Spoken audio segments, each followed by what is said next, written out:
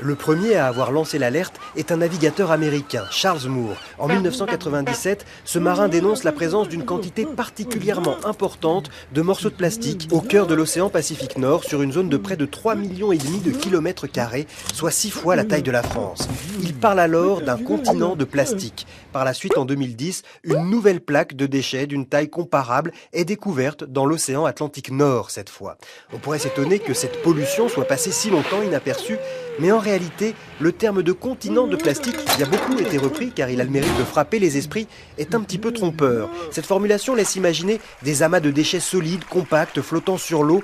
Mais en fait, si vous survolez cette zone en avion, eh bien vous ne verrez rien, car une bonne partie du plastique est présente sous forme de tout petits fragments, parfois microscopiques, et tous ces fragments ne flottent pas en surface. On en trouve jusqu'à 30 mètres de profondeur. L'image de soupe de plastique, qui est aussi parfois employée, est plus juste que celle de continent. Alors comment expliquer que ces déchets plastiques se concentrent ainsi dans certaines régions des océans? Eh bien une proportion importante, 10% du plastique que nous produisons finit à la mer. Tous ces déchets sont charriés par de grands courants océaniques, des courants qui en certains points du globe s'enroulent sur eux-mêmes, formant de gigantesques spirales. On parle de gyres océaniques.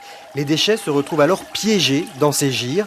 D'année en année, ils s'accumulent. Il faut plusieurs centaines d'années pour que ce plastique se dégrade. On trouve également des gyres dans le Pacifique Sud, l'Atlantique Sud et l'océan Indien. Il y a donc en tout 5 gyres océaniques. À ce jour, la plaque de déchets la plus étudiée et la plus connue reste celle du Pacifique Sud. Les scientifiques ont par exemple montré qu'il y avait dans cette zone 5 fois plus de plastique que de plancton. Les détritus de grande taille font des dégâts chez certaines espèces. Les tortues, par exemple, s'étouffent en avalant des sacs plastiques qu'elles prennent pour des méduses.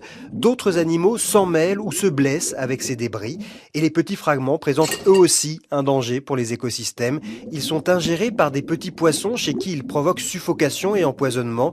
De plus, ces morceaux de plastique transportent avec eux des polluants toxiques qui se répandent dans toute la chaîne alimentaire.